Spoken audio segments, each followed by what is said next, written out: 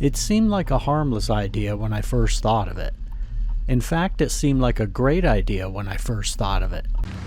But this morning, as we hit the road for the Dempster and Dalton highways, I was just 6 days away from finding out how bad of an idea this would turn out to be.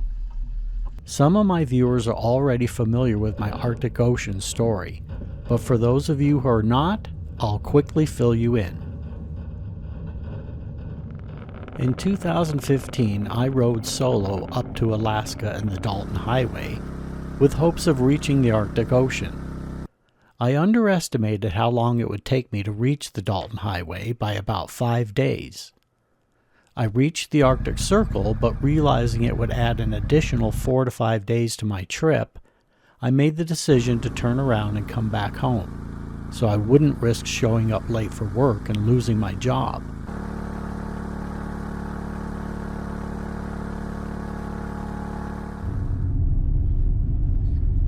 Then in 2019, my Irish buddy Kevin and I started planning a return trip up to the Dalton to complete this quest, but due to an unfortunate and terrible accident, we had to postpone our plans for the following year.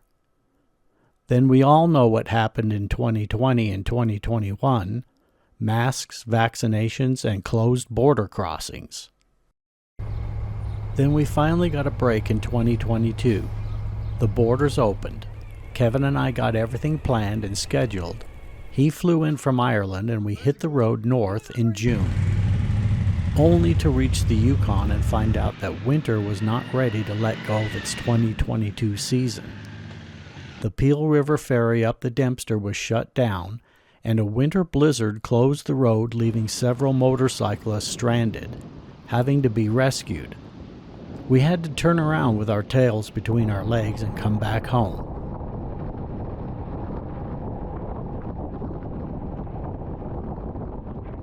Then, in early 2023, I got a bright idea. I figured I'd earned my stripes already riding my motorcycle up and back to the Yukon 4 times now. I didn't feel like I had to prove to anybody that I could ride a motorcycle up there. So I decided to buy a motorcycle trailer, haul the bikes up to Dawson City in the comfort of my relatively new truck, unload the bikes in Dawson City, and ride them up to the Arctic Ocean on the Dempster. Then, just to add a little more shine to the idea, I would also trailer the bikes up to Fairbanks, Alaska, unload the bikes once again, and ride them up to the Arctic Ocean on the Dalton. Kevin was unable to make the trip this year, but my friend Eric from the Netherlands jumped on the opportunity. So here we are in my truck pulling my V-Strom and Africa Twin up the highway to another adventure in the north.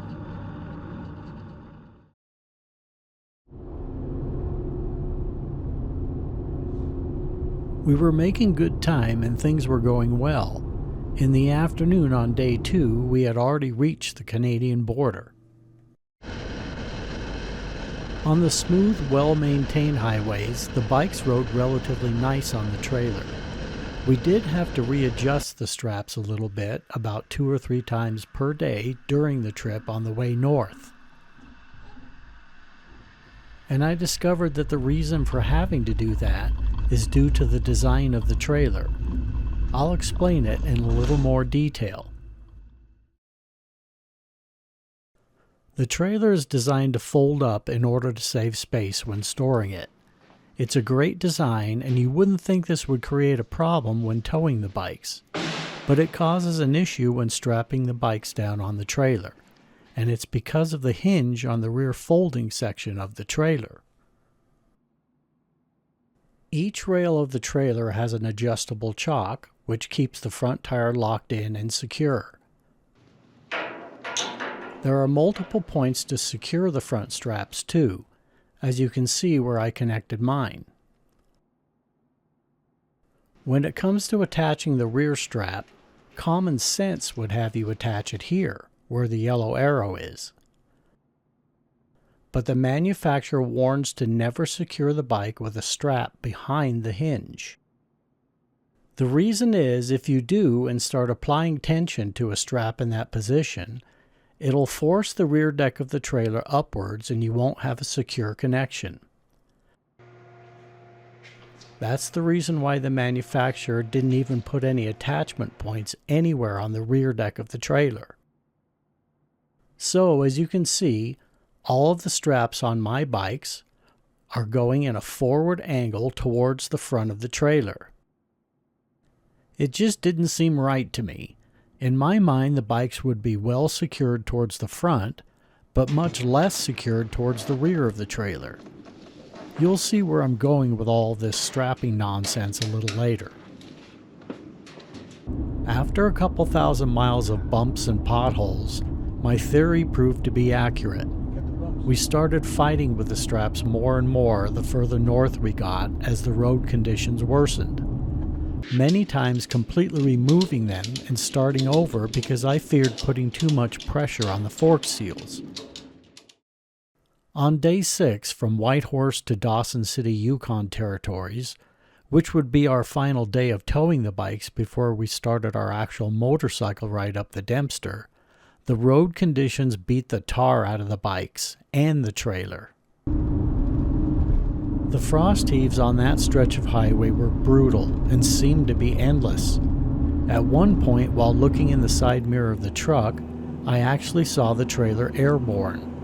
The truck was pointed straight down the highway, then the trailer slammed onto the pavement at a right angle to the truck. Of course, as usual, the camera wasn't turned on to catch any of the day's carnage. But this was a result of that particular frost heave, and this happened several times on the way north. They were like giant skateboard ramps for automobiles. Some of the frost heaves were marked with orange cones and flags, and some of those weren't too bad. Others that weren't even marked were sometimes worse than the ones that were marked. A couple of times we had to stop an hour or two making roadside repairs. That stretch of highway tore off the electrical wiring underneath the trailer and caused several bolts to loosen and nearly fall off. And I also noticed this dust-covered spatter on the deck of the trailer. But I just figured we'd hit a patch of oil on the road somewhere from some unlucky driver's oil pan slamming into the pavement. That afternoon, we finally arrived at our motel in Dawson City and began unloading the bikes. We had planned to allow the following day to be our prep day to get the bikes ready for the Dempster ride the day after that.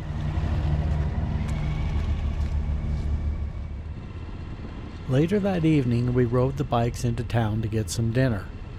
Something seemed mildly strange about the way my bike was handling, but it was so indistinct, I just blew it off and didn't even bring it up.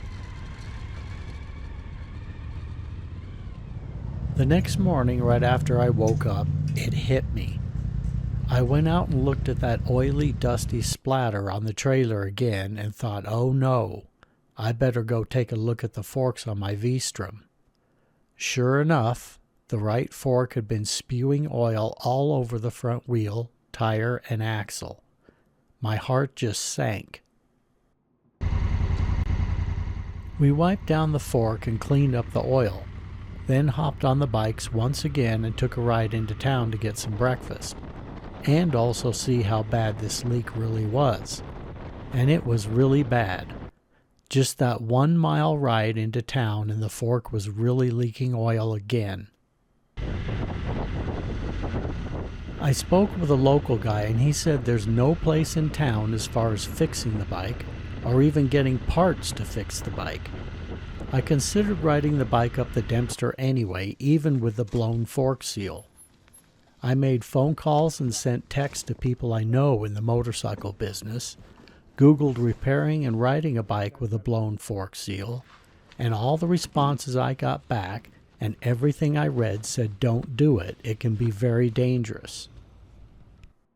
The Dempster is no smooth road either.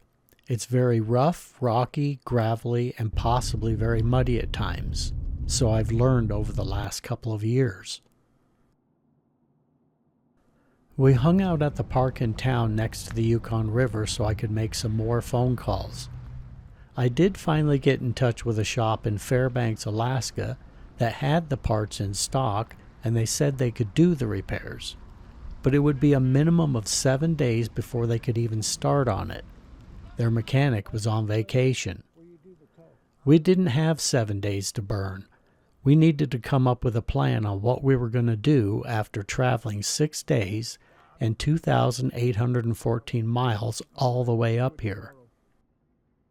Since we were already up here, the only thing that we could agree upon was load the bikes back up on the trailer, park the trailer in the secured RV park at our motel, and continue the Dempster trip without the motorcycles, but in the truck.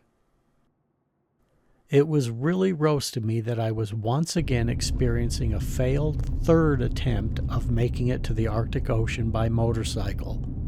I had to try and block it out of my mind and make the best of the situation. One thing that we weren't even aware of and didn't notice at the time was one of the fork seals on the Africa Twin was also blown. Now this is a motorcycle channel, so I'm not going to bore you with a whole bunch more video of us riding around in a truck up the Dempster and the Dalton highways. And this is not a sneaky ploy to get you to watch the rest of the video either, because it's almost over anyway. But stick around just a little bit longer, because you'll want to see the simple and stupid easy fix I came up with when we hooked the trailer back up after we returned from the Dempster, that maybe, possibly, could have avoided this whole disastrous situation. But real quick, the Dempster was incredibly beautiful. Some of the scenery took my breath away. If you've been thinking about riding the Dempster, then do it. It was truly amazing, and it would be well worth your time, provided the weather holds out.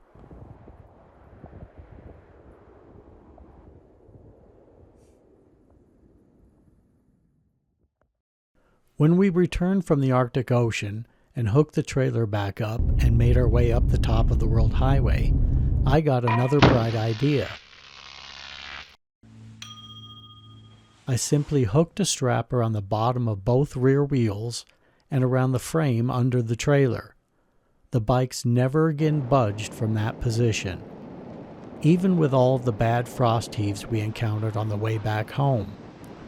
We didn't have to readjust the straps again for 3,255 miles until we took them off when we got back home. I just wish I would have thought about this at the beginning of the trip. But would this have prevented the fork seals from getting blown in the first place? I don't know. But it would have prevented me from having to continuously tighten down or readjust the straps on the way up to Dawson City. Were the straps so tight that that's what caused the fork seals to blow? I don't think so. I was trying to be very careful about that. Or were the frost heaves so severe that the fork seals would have blown no matter how the straps were attached? Those are questions that I guess will have to remain unanswered. But now, the biggest and most important question for me is, after 3 failed attempts to the Arctic Ocean, now what do I do? Many have told me that it just wasn't meant to be and it's time to let it rest. I'm not so sure I feel the same way. So I guess I just don't have an answer to that question right now either.